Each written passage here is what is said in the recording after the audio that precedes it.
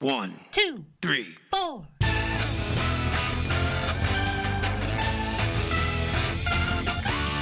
Monster movie. Fun time, go! Monster movie. Fun time, go. Monster. Movie. Fun time. Go! Monster movie. Fun time, go. With Precious D and Honeybee. Fun time, go!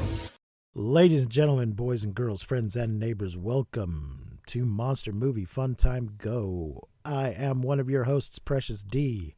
And I am the other one of your hosts, Honey B. We are two best friends making our way through the history of kaiju movies. We started with King Kong in 1933, and today we are at 2022, and the movie is Warriors of Future.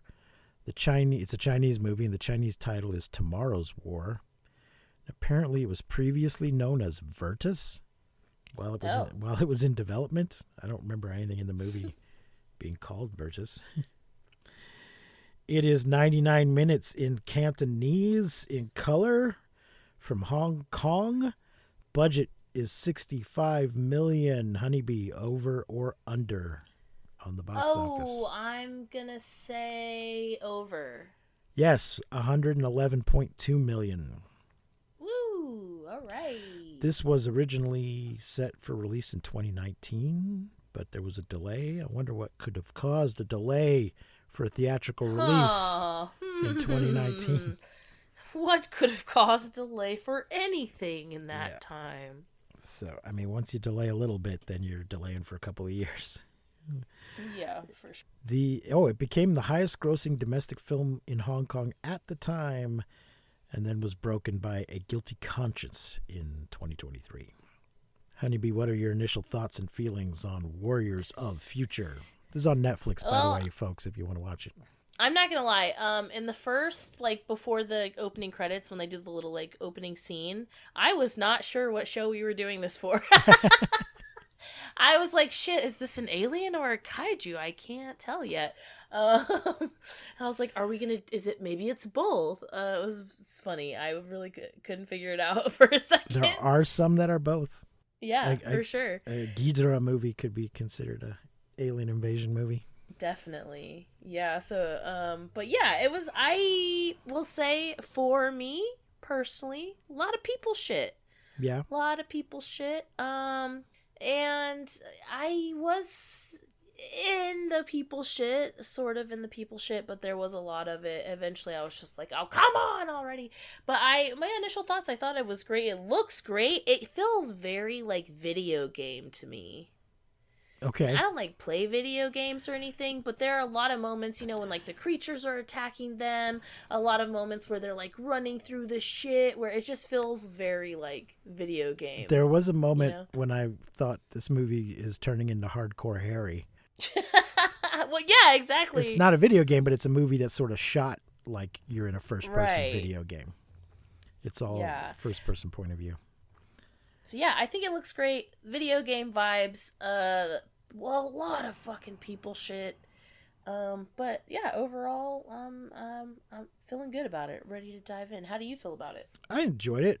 I would say, I just called it a kaiju movie. I think it technically qualifies, but there was a lot of sort of not kaiju stuff going on, and a lot of fighting smaller cockroaches, giant cockroaches, but not kaiju size. Yeah. Well, let's get to our cast here. Louis Koo as Tyler, Sean Lau as Johnson Cheng, Karina Lau as Colonel Tam Bing. I wonder if they're related. Let's find out. Wikipedia. To the Google machine. Karina's married to Tony Leung. Doesn't mention any siblings, or maybe it's just a common name. It doesn't say. The Wikipedia does not say. Philip Kung as Yao Tai Long. Tsai Kwan Ho as Dr. Chan Chong Chung. Which, if an English language movie had named a character Dr. Chan Chong Chung, people would have said, what the fuck is wrong with you? Yeah. That is for not sure. not appropriate, sir. But I guess if you're Chinese, you can get away with that shit. But I was like, oh my God, that I'm offended. Janice Wu as Zhao Lu, Wan Gopeng as Connor Kwong, Nick Chung as Sean Lee, and Eddie Ko, and it doesn't say who Eddie Ko is playing. I don't know why. There are a lot of English names sprinkled in here, but I guess you get that in Hong Kong, especially with international film stars. Yeah, I watched the English dub, but there was like several I did too. options. Yeah. Oh, okay. Yeah. So I was thinking maybe some of the English names are the voice people. Right. Could be. But it could be a Jackie Chan situation where they're trying to appeal to an international audience and you putting an English first name in. So here's our plot from Wikipedia. Thank you, Wikipedia. In 2055, wars have ravaged the Earth due to the prevalent use of advanced military robots, and global warming and pollution have destroyed the environment and ruined the atmosphere. As a result, many people are born with birth defects and die, and large domes known as Skynets are built to protect the surviving cities on Earth, not to be confused with the Skynets from Terminator. During the construction of the Skynet over B-16, a futuristic Hong Kong, a meteor lands in the city and a giant alien plant, later named Pandora, emerges and causes devastation to the area around it as it takes root. So yeah, this could have been on our other show if we'd felt like it, because Yeah, I the feel threat like comes this from is- outer space. Mm-hmm. Folks, if you Yeah. don't know, we have another podcast called Mars Needs Movies that is all about alien invasions, incursions, infiltrations, and visitations. But if the alien gets above a certain size, it comes on this show. This could be we could just throw this in there on the other show. Just reuse it. Yeah. Yeah. Pandora grows rapidly when there is rain, taking over more of the city every time it does so.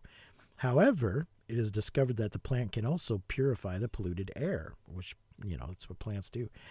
ASU's, a local military force, lead scientist Dr. Chan, finds a way to alter the plant's genome to stop Pandora from growing further while also letting it continue to repair the atmosphere. Tyler and his friend... Wow. That's convenient. Tyler and his friend Johnson Cheng. Why? Why is his first name a last name? Soldiers working for the ASU are tasked with locating Pandora's pistol and delivering a gene bullet virus. They want to shoot it in its plant vajayjay. Crazy story. I have to stop and tell you guys. Okay. So a few days ago, I was talking with one of my best friends. Shout out to him if he's listening to this. About flowers. Okay. And we were trying to figure out what the center of a sunflower was called.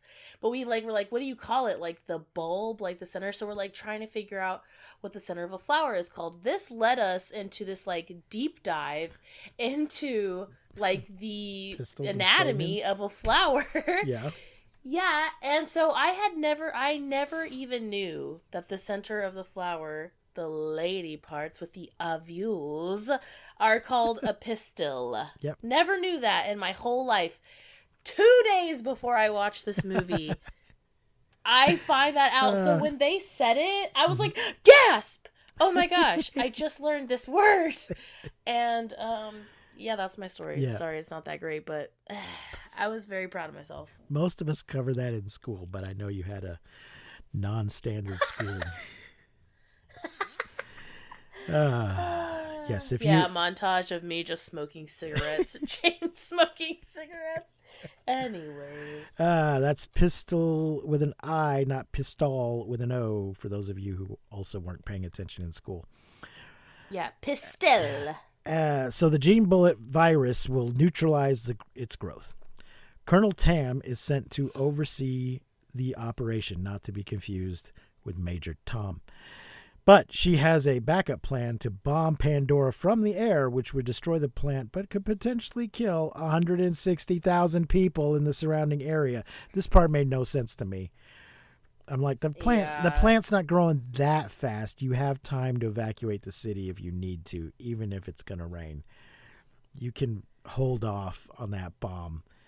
And how many people are still in that city with this plant? This plant is fucking everywhere. It's covering buildings and shit. 160,000. It just 160,000 people to be exact. Well, yeah. It just seems like they should have already abandoned the city at this point and just let the plant.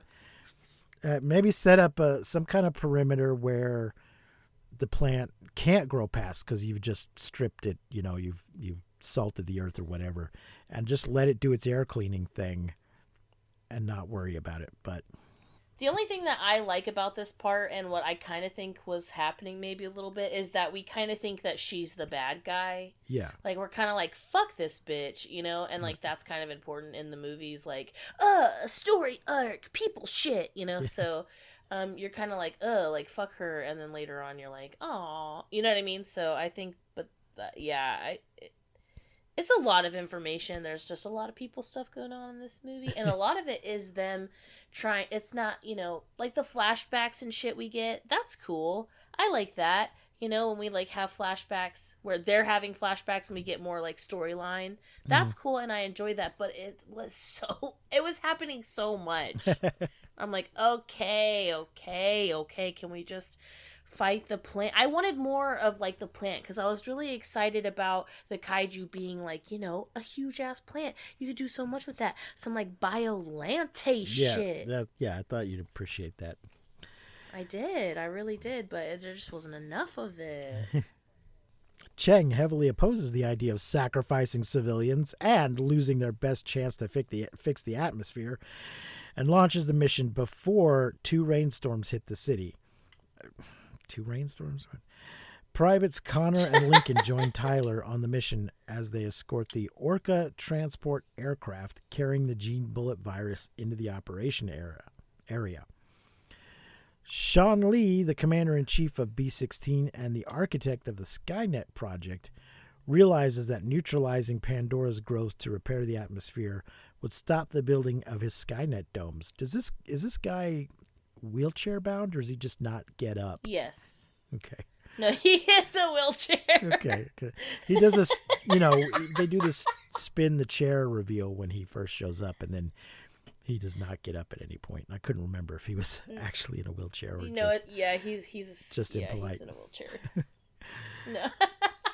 No. During the mission, he sabotages the Orca by remotely taking control of its complement of military robots as soon as the first storm hits, and it crashes. Which I'm not gonna lie, when that building. moment happened, my jaw dropped to the ground, like, because it's just a robot sitting next to this guy, and you've kind of, like, already had so many personal experiences with all these fucking people, and, like, we just, like, find out that this guy's girlfriend is whatever, and so yeah, when the robot just, like, comes alive and just, like, pulls the pin, oh, my jaw dropped. I was like, oh shit, like, I could not believe it. It was good. I love that part. Damaged by Pandora's tendrils, Tyler's aircraft crashes after locating the area where the pistol is, and Lincoln is left critically injured. Yeah, they don't know where the pistol is, so that's part 1. They gotta freaking find it. Sometimes guys have trouble finding key locations. You know what I'm saying. Connor and Tyler look for medical supplies at an abandoned hospital where they are attacked by mantis-like creatures which kill Lincoln. This part is very, very video games. Like, when you, like, walk in somewhere and you're, like, trying just to fight off a bunch of bugs. Yeah, I was like, wow, this is so much like a game.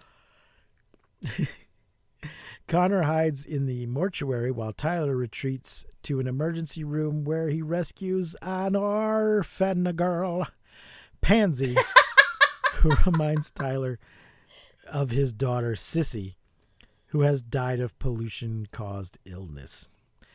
Cheng, arriving in an armored car driven by former squad mate Skunk, uses a hatchet to kill most of the mantis-like creatures while Tyler rescues Connor. I love this guy. This guy, love this guy. Everything about this guy, I love. One of my favorite like things about this guy is how he's like such a badass, and then he like thumbs up the little girl and like smiles, and it's so sweet. Oh, I love this guy.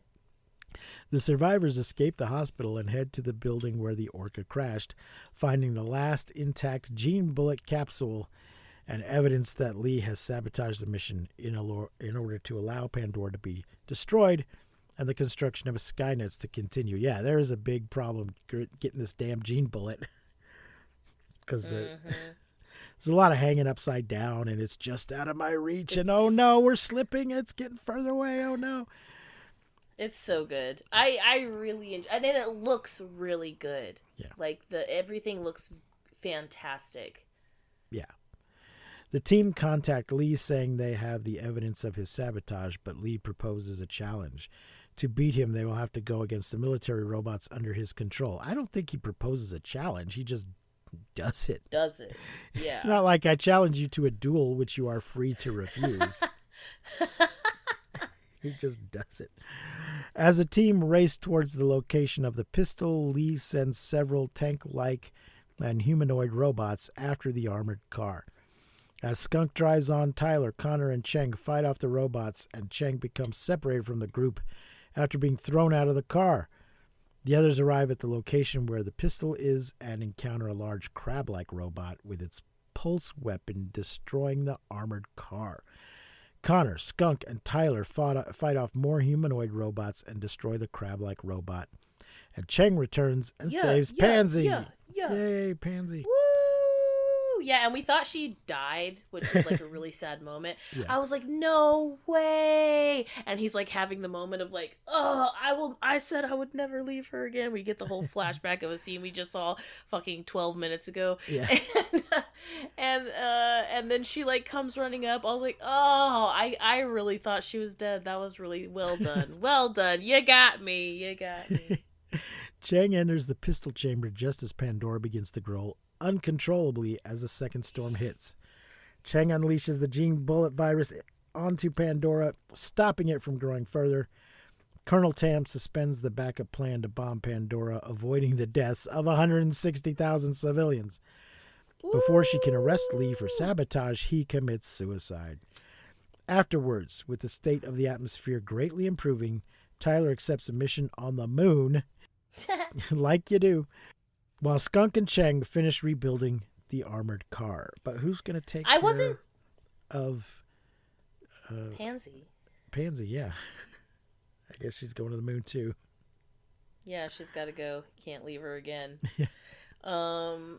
I was confused about the suicide because like I understand they like didn't want to show anything or whatever, but when she like opens the door and then like the gunshots and she kind of jumps up, like for a second I was like, wait, did she just get shot?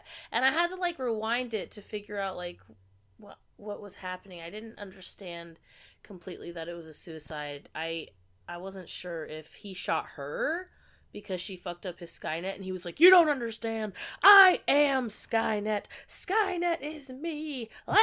You know, so like I don't know if like I didn't know, and so I was a little like I thought that was a little unclear to me. Did you feel that way? I don't remember. I think I knew what was going on. Okay. I'm trying to find out who played Pansy because that was not on our list, but she doesn't seem to be listed on IMDb. I don't know what's going on with that. Damn. Let me just take one more look. Nope. Oh, Pan. Okay. Cheng Xiaojia. And she's listed as Pan, a.k.a. Pansy.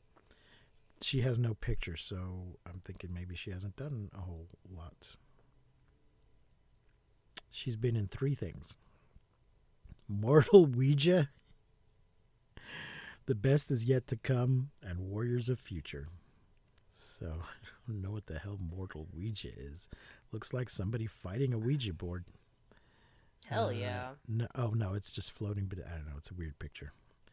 No, thank you. I don't think I need to see that.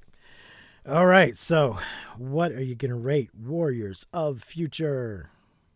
Well, okay, so I'm gonna say that it's this. It's a 5-star movie, but I'm gonna give it 4. You know what I'm saying? Okay.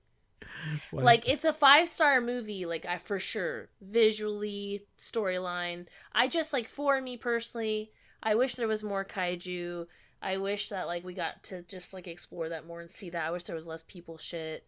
But I do think the movie definitely deserves 5 stars. I just think, for me, it's only 4. You know what I mean?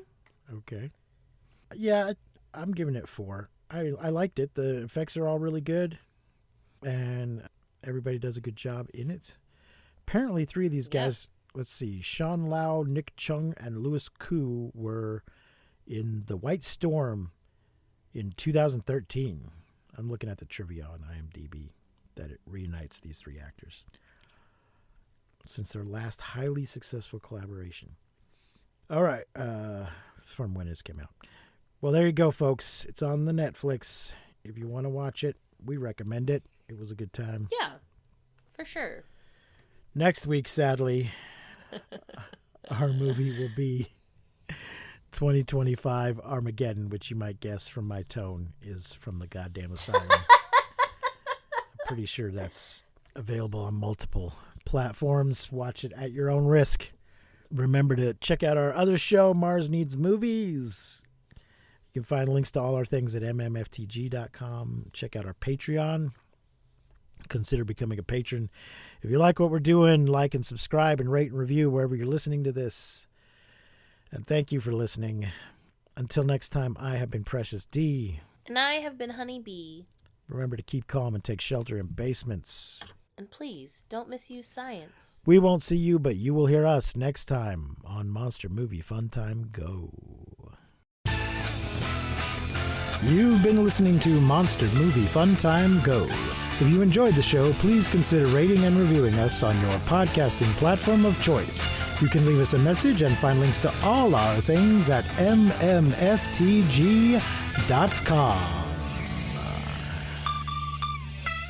Fun time go!